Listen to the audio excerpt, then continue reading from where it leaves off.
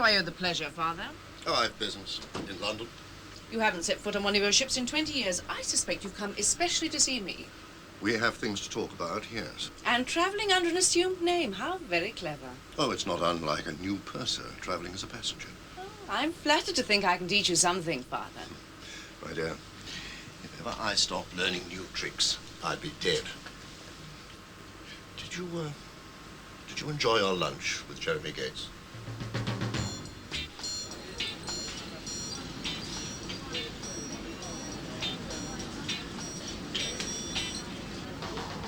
Let's go away and be alone. Just because Peter's here, let him leave. I don't like him looking at us. Come on. No, let's stay. Please.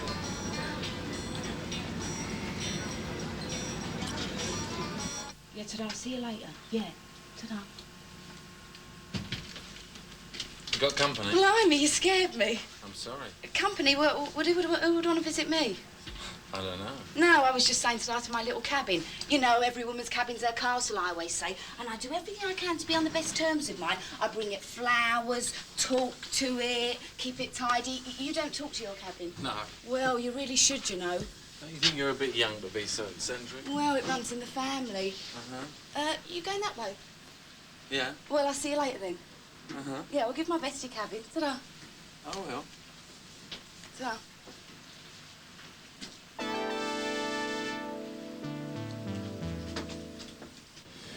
My mate Terry's got this little cottage in Wales.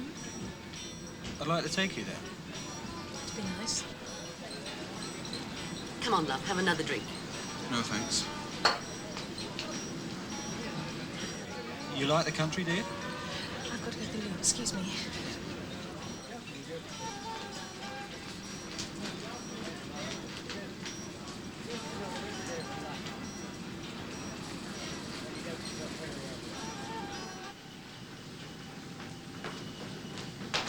Excuse me?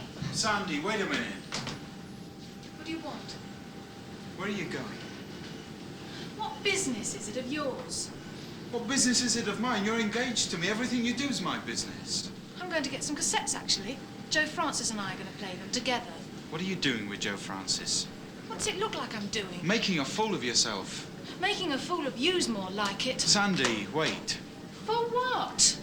For you to decide I'm worth treating like a decent human being? Look, I can't I'll help be it. an old woman by then. No thanks.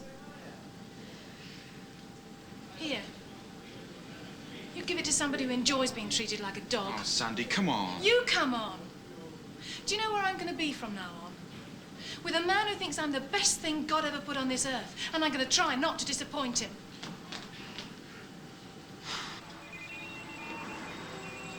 I did my best. Susan, hello. I thought I told you never to call me from the ship. Well, actually, Mr. Parker, I'd like you to tell me why you have unleashed Tony Grant on me. I mean, why did you tell him about me? I thought that was supposed to be confidential, just between you and me. No quick answer, is that it? Or did it just slip out? Yes, well, I had no idea. All right. So you had no idea that he'd used the information against me? Well, he has. No, I don't care what you're holding against me. I have no intention of jumping every time a cheap gambler like Tony Grant tells me to. Two can play at your game, Mr. Parker. You've had me spying on the boss's daughter. Well, I could make life very hard for you by sharing that information with the right people, couldn't I? Susan, just wait. I'm sorry Tony plays such a heavy hand with you. Really, I am. Yes, I'm sure. Well, I'm not having anything more to do with him. Fine, okay. Look, come over when you're docking. I'll buy you lunch.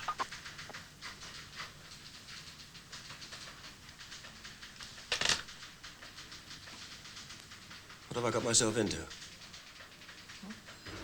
Lunch with Jeremy Gates means I'm plotting against you, does it? That sounds suspiciously like paranoia to me. No. I'm a shareholder, Father. If you'd been more attentive, you'd have noticed that I'm on speaking terms with Mr. Gates and everyone else in the company. Yes, you haven't an ounce of loyalty, have you? Why should I? You've never been loyal to me.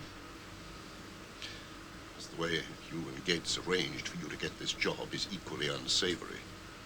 I don't know what you mean. I mean that Gates falsified a dossier of complaints against Wally James in order to open up this position for you. Did he now? Yes. Of course, it's inconceivable to you that the complaints just might be legitimate. Oh, well, hardly. I mean, Wally's been... Wally's been willing to call you sir and flatter your ego.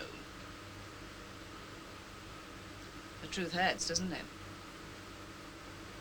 Well, what is the truth? The truth is that Wally had been letting both passenger services and profits slide for years, but you wouldn't know anything about that. Oh, yes, yes, yes, you can put on your old duffel coat and go down to some seaman's bar when it suits you to think of yourself as a man of the sea, but you haven't given a damn about the everyday workings of your ships. And because you haven't cared, you haven't the foggiest notion of what's really going on out here on the water. And you don't know the first thing about Wally James, you little... Purser, Father, purser. You may own the ship, but I work on it.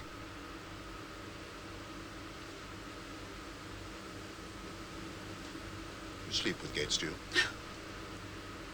You just can't accept what's really going on, can you?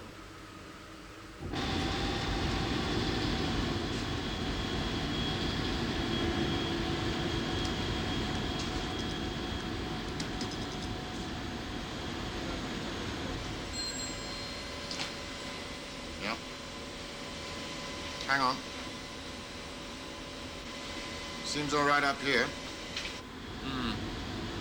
I think I'll get it sorted out now, okay? If you want to. I said if you want to. Do whatever you think's best. Yeah. Okay, John. Bye.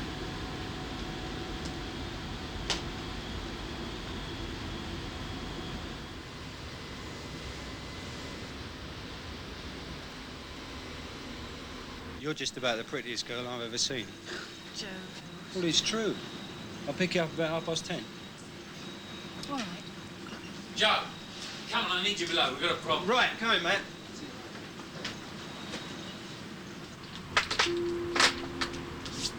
Ladies and gentlemen, our dining room on deck 6 Tony, is I have something to say to you. Yeah? Drop dead. Look, Joe, as I said before, when it starts to affect this area of the ship, it becomes my business. Now, look, there's two things. First, you've been knocking back a few down in the pub, and I told you when I took you back on, you had to watch the booze, right? You know what it does to you. And second, you're asking for trouble with this girl, Sandy McCormick. She's engaged to Peter Nuttall. Not anymore. Oh? Yeah. She's my girl now. Yes, I'll take that one. Thanks. I better have a look at some bracelets as well. Linda?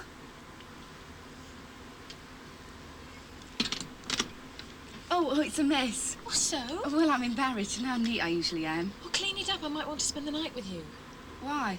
Well, I think Joe might expect me to spend the night with him, and I'm sure Peter thinks that too. I just don't want to be in my cabin if Peter decides to check up on me. Oh. So I'll spend the night with you. Is that okay? What about poor Joe? After all the things I've done for you. Oh, okay, okay. I'll clean it up. All right. Oh, great. All right. Thanks.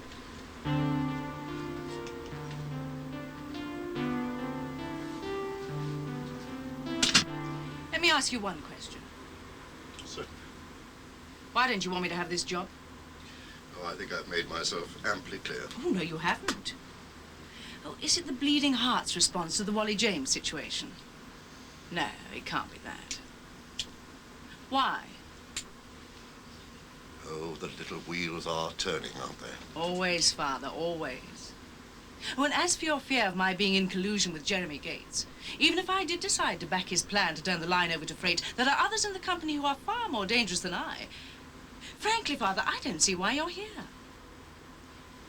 They used to say that a woman on board ship brought bad luck. You still believe that, don't you? The world hasn't changed so much. I don't like to see you wearing a uniform meant for a man. Drinking, swearing, and probably sleeping around like a man, too. It's still bad luck. Talking about sleeping around, Father, you should know.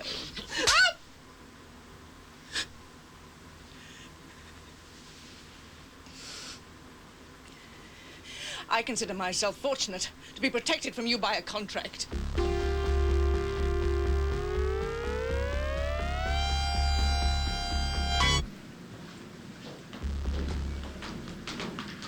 Are you all right, Kate?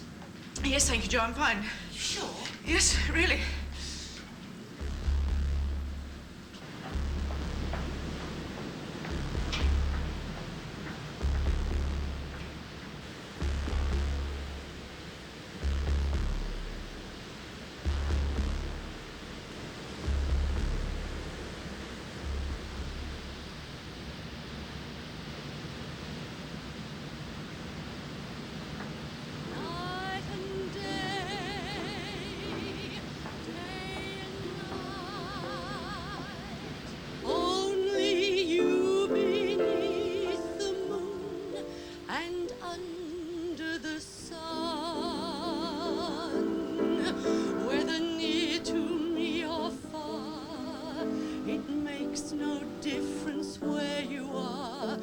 I dream of you night and day,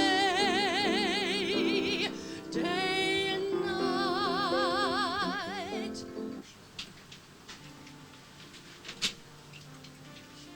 I found an empty second-class cabin and I'm going out now to see if the coast is clear. You'll be much safer down there, and who's to know you're not a paying passenger?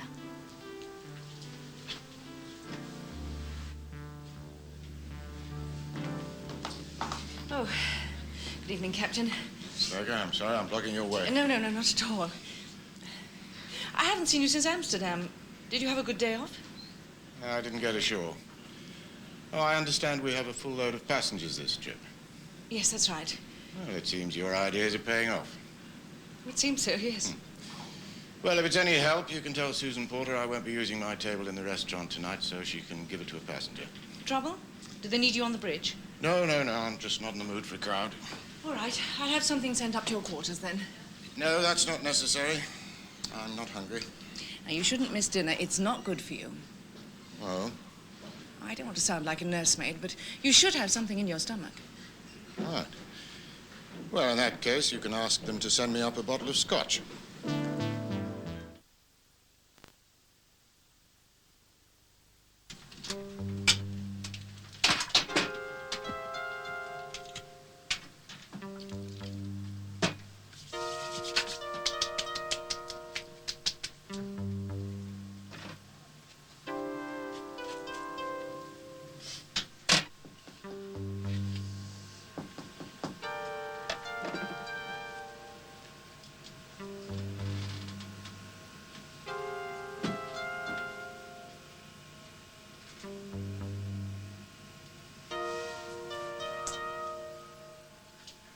Open them. Go on. Open them. Come in. I was expecting a waiter. Then lucky old you. Yeah. Why did you really bring it yourself, Miss Slaker? To protect one of your boys in the restaurant from the awful sight of the captain drinking his dinner. Nothing of the sort. I changed the menu. I didn't want anyone else to get the blame. It's all right. I brought these. I said I wasn't hungry. I know, but I bought them just the same. Miss Slaker, if I'd wanted food, I'd have asked for it. Well, I may be sticking my neck out. You are. You're the captain. You can do as you like. That's right. Would you care to join me? No, thank you. Excuse me.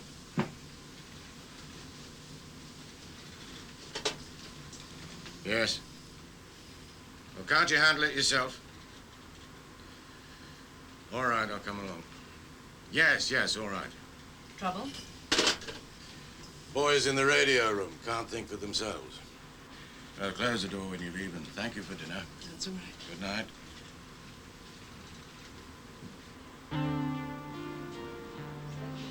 Here it is, it's this one. Now stay put and I'll be back in a flash with some food.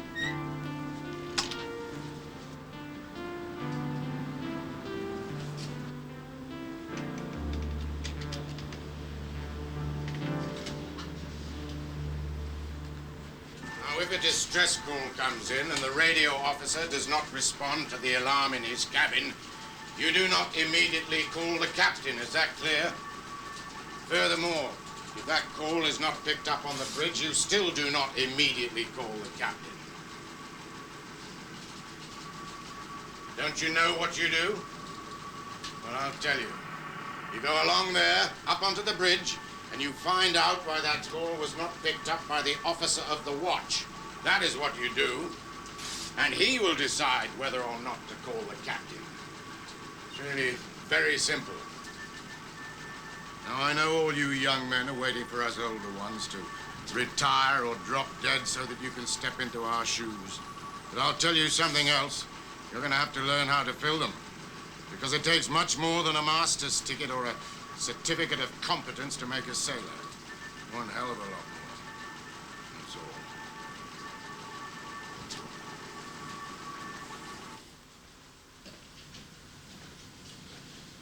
I thought you'd have gone.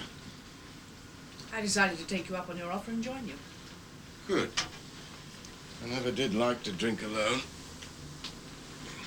No, and I never did like to see someone destroy their life either. But it's not exactly what the dietitians recommend, is it? No, and neither do they recommend bread made out of bleached flour, but that's what you're eating. Oh, come on. No, you come on. What I eat or don't eat or drink is my business in the same way what you consume is yours. Fine. You're going? Yes. Oh, I told you I don't like to drink alone. I know we've had our differences. I don't want to watch this. Kate. I've seen it before. I don't want to see it again. You're being ridiculous. No, I'm not. I know what it's like to lose a child. Don't risk losing yours by behaving like an idiot. You're talking as if I was some sort of drunk. Good night.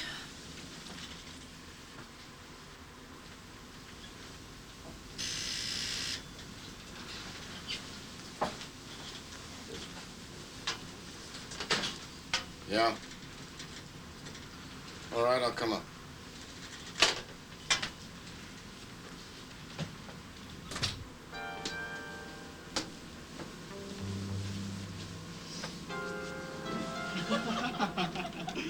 Peter, can I open now? Yes. Of course. Go on, open Which one's this one? Oh, I want to look at the rest. Guess what it is? I have no idea. Oh, Peter, it's beautiful. Really beautiful. So are you. You smell good too. Where did you get that terrific perfume? You fool. Am I forgiven? You're forgiven. You horrible thing.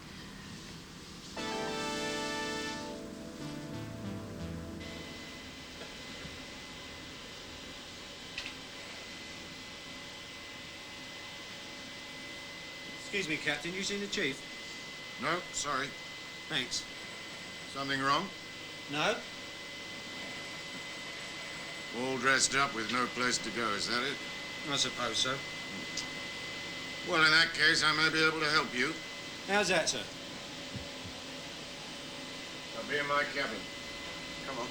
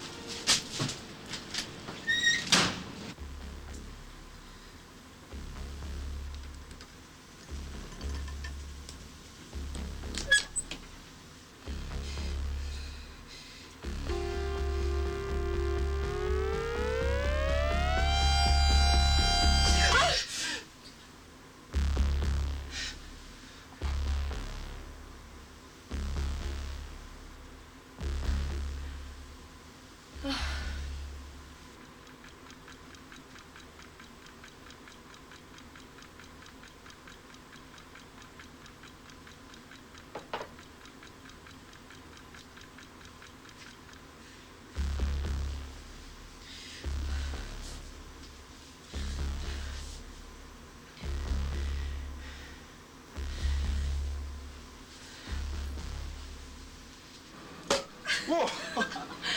There.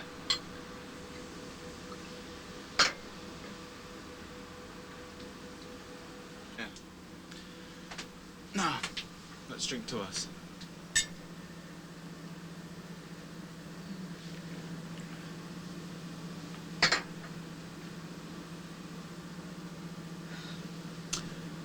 Here's an end to all those silly arguments.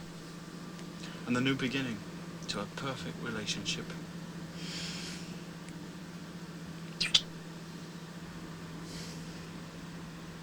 I know it's boring. Don't you think I know that? But you tell me, what choice have we got? Please, please, please, stay where I tell you to stay. Remember where you were before you came on board this ship. Isn't this better than that, isn't it? Good night, then, Captain. See. What do you think you're doing? Come off it, man. I mean, I'm off duty. You're never off duty when you're on this ship, Joe. I'll talk to you in the morning when you're sober. I left my heart San Francisco. How would I give 1,000 furlongs of sea for an acre of barren ground? Long heath, brown furs, anything. The wills above be done, but I would fain die a dry death. Shakespeare, The Tempest.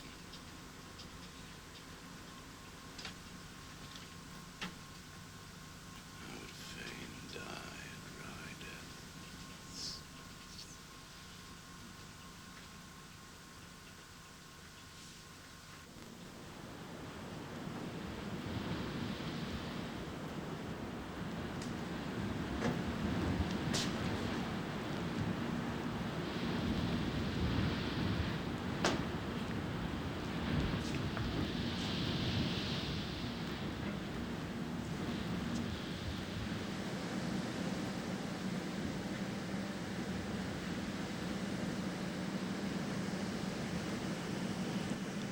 Any for your thoughts?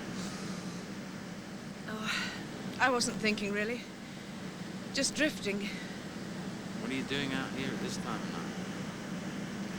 I had a nightmare. Yeah, I know the feeling.